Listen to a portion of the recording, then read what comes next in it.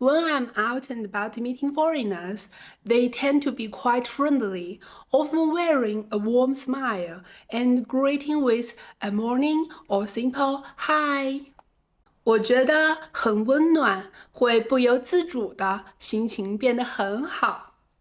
不由自主这个词的意思是 can't help it, can't rein myself in。如果你和中国人交流，使用恰当的称谓吧，因为我们也很少说你好。我接触的环境里面，我们和陌生人接触的时候，通常比较含蓄。这种社交距离，我也觉得很自在，尤其是在大城市里，因为人太多了，而且感觉大家都很忙。直观的感受就是，大家走路的速度会很快。在小地方生活的人，通常街坊邻里都认识。街坊邻里 It's what we call neighbors 这个词就是字面的意思。街坊，街坊就是住在这条街，在这条街附近生活的人。大城市的生活节奏太快了，小地方的生活节奏慢悠悠的。不同的生活节奏会影响人际关系。人际关系，就比如我和你之间的关系就是人际关系。今天我们讲这3种场景的人际关系。基于不同的场景，关系不一样，打招呼的方式也不一样。点头之交是什么呢？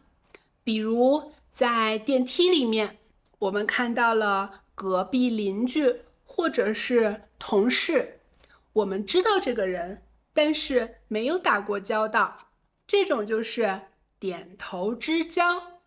点头笑笑的交情。打过交道，打过交道这个词的意思就是和这个人有过人际交往，有过人际关系。没有发生过任何形式的人际关系，就会说我和这个人没打过交道，我和他没打过交道。有些人的性格本来就比较开朗热情，也许会主动说话打招呼。我个人的话就只会点头笑笑。点头笑笑就是点头之交了。如果要问路或者有什么事儿有求于别人，会先说您好，您好，然后尊称别人。尊称别人就是叫别人，比如年纪比较大的，无论男女都可以叫师傅。您好，师傅，请问一下，我去重庆玩的时候，发现他们很喜欢称呼别人为老师。这种地域性的称谓其实不太通用。我们知道这个老师只是表示对别人尊敬的称谓就可以了，不一定真的是老师。通用一些的称谓是这样的，一般会称呼女性为美女，美女。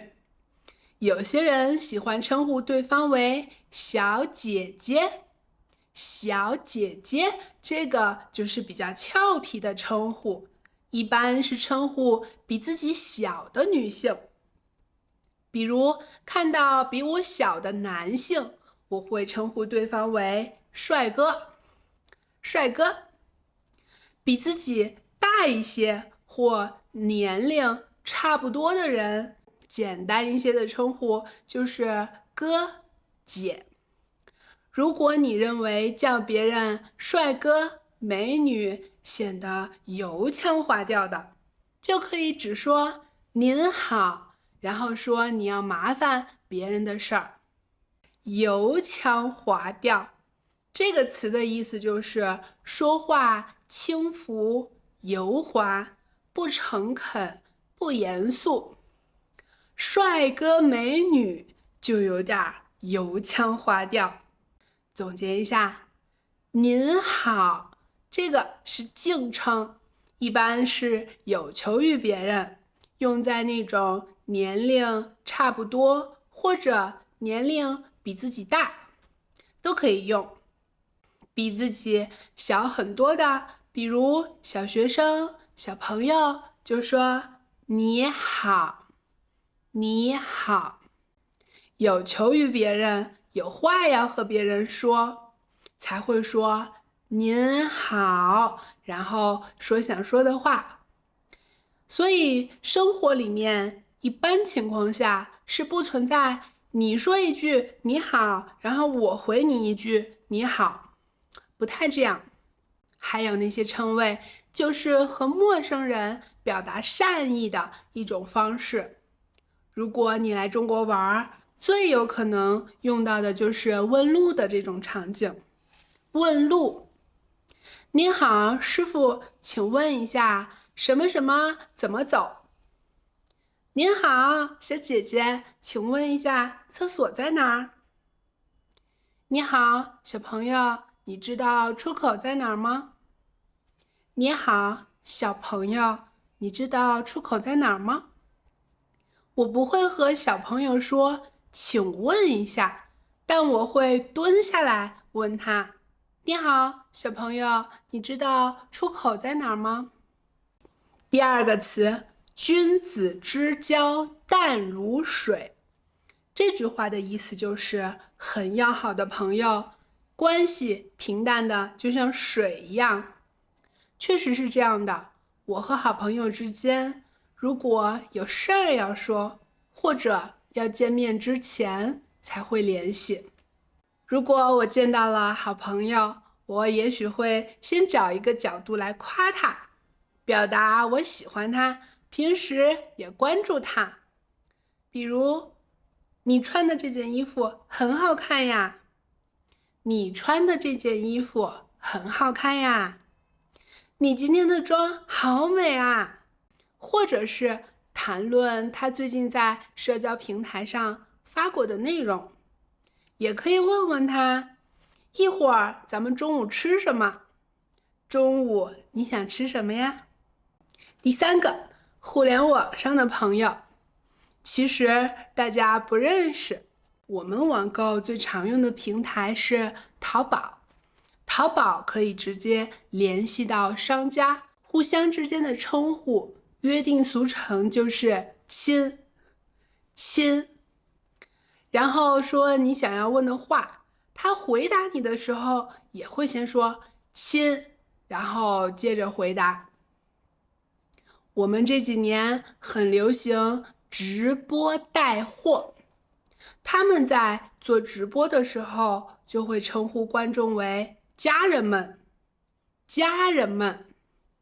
其实并不是家人，只是拉近和对方的距离。如果受众是女性，带货的主播就会称观众为姐妹们，姐妹们。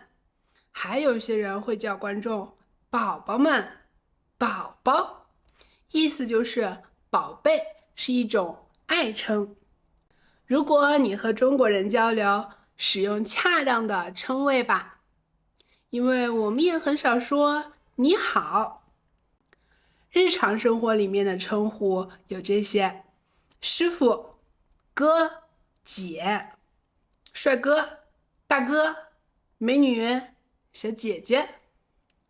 今天我还讲了这几个词：不由自主，不由自主；街坊邻里，街坊邻里；油腔滑调，油腔滑调。